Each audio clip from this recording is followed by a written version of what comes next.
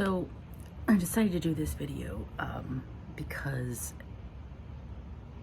I kind of got into a conversation with a woman on one of my other videos on YouTube over pronouns. And so I decided I'm going to make a video and kind of discussing why I personally choose not to use people's preferred pronouns if I can. Of course, there are situations where I have to use the preferred pronouns because, you know, employment is a good example of that. Especially if you are working in a service type job where you know, like you're working with clients in more of like a close thing, you know, a lot of like mental health stuff or social work. Oftentimes you have to abide by those pronouns. It's fine. I mean, we all have to work, right? But I'm going to discuss why I specifically, for me, have found the use of preferred pronouns to be to kind of like damaging to me and kind of messed up my brain. And so I didn't like what it did to me, and I don't want to continue to do that, because fundamentally for me it's an issue of a lie. It's an issue of me not being able to state what I see, and that just is very disconcerting. You kind of get into this area where does my discomfort start or end compared to someone else's discomfort? Like, you know, me calling a woman who is obviously female, obviously a woman, me calling a woman she might make her uncomfortable, but me calling her he makes me very uncomfortable. So like, who wins in that situation? And that's kind of, I think, you know, kind of at the core of a lot of this issue too, is where does someone else's personal feelings influence other people's, you know? So when I first started to identify as trans, I was like in the community. I went to a trans support group, and it was kind of the first time I was around like a lot of trans identified people, and just, you know, really in that kind of space. And when I first went into that space, I had a very difficult time using preferred pronouns, because, you know, I would see a guy, and sure, he was trying to look like a woman, a stereotypical woman. You know, he was wearing a dress and makeup, and maybe he was taking hormones, but like, that's a guy, it's a he. Or I would see women who were attempting to look like males or men or be more masculine or whatever, and they were wanting to be called he, even though they are she's. So it was like, it was super hard to do, and I had to constantly, like, you know, it was like, you know, tell myself when I would go into these situations to always be like, okay, when you see this person, when you see, basically what happened was, if I saw a male that was performing stereotypical femininity that we associate with women, I would call him she. If I saw a woman trying to perform stereotypical gender roles of a man, I would call her he.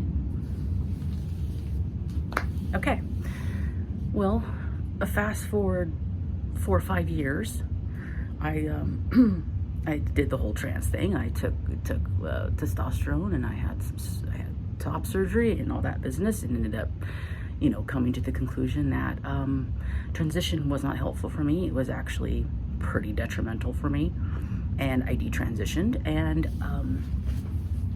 I returned to living as a woman, living as, you know, changed my name back and all that kind of good stuff. Which for me wasn't a whole lot, because I've always been a butch lesbian, I've always been a butch woman. So, you know, basically all I did to detransition was stop taking testosterone, and I shave, you know, well, not really much today, but you know, I'll shave in professional settings, because, you know, people don't understand women with a lot of facial hair. So that's basically the only changes I did. But what I noticed when I detransitioned and I started to be around basically other butch lesbians like myself, what I noticed was I was having a really hard time calling my butch lesbian friends, close, women I consider my sisters now. I've been through a lot, and I was very welcomed back in the community, and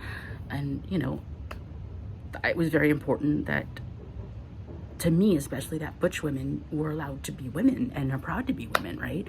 But here I was really struggling to call the butch women I was around she. I had to catch myself. I kept wanting to call them he. Why? Because I had been programmed by a community and by myself. I had basically brainwashed myself to recognize, to basically use the pronoun based on if the person was performing femininity or masculinity. That's not good. I don't like that. Because what is that saying about those of us who are gender nonconforming? What is that doing to, it messed my head up, right? Like, it took me a long time to unprogram myself from that shit. And like, I didn't like that. Like, I didn't like that my brain was fucked with, to be quite honest. And so no, I'm not gonna go messing around with it again. I'm not using preferred pronouns because this shit fucked me up. So I'm gonna use proper pronouns. That's what I see. That's what I'm gonna say. But that, of course, doesn't mean that, like, I believe everybody should do that. Everybody has to make their own decision with this. And like I said before, it is also dependent on place. So, like, I get that. But for me, it was just really, detrimental. And I don't want to go back to that. I don't want to think of a butch woman like myself as a man because she doesn't wear makeup and put on a dress and perform femininity. And I don't want to call my, my gay or bi brothers who act more stereotypical feminine and maybe like to wear women's clothes once in a while, or maybe like to wear makeup or paint their nails or whatever the hell they want to do, I don't want to call them she. They're men. And I'm a woman. And I really, really do firmly believe in the idea that the most progressive idea we could have around sex and gender is really that the only thing that makes you a woman is that you're born female. The only thing that makes you man is you're born male. All the rest is bullshit, in my opinion. You can either feel comfortable with performing those roles. Maybe they don't feel like a performance to you. Fine. Maybe you want to perform another role. However you want to dress, act, talk, love, doesn't matter. But a woman should be able to be a woman and look however she wants to look. Short hair, no makeup, men's clothes, whatever. And a man should be able to do the same and still be a man, Also, there's a pretty good, like I don't know if it's an article, but something that a woman wrote some time ago about pronouns. And I believe the title is called Pronouns Are Rehypnol. And I'll link it here for anybody who wants to read that. But it's also, I think it's pretty good. I don't know if I necessarily agree with the whole thing, but I think it's a really good perspective on basically using preferred pronouns and how that can kind of mess with your brain and how that can just mess with a lot of stuff. And language does matter. And the way we use language does matter. And I think we should always strive to use language for truth and facts. And so that's where I stand on it. Interesting to hear what everybody has to say.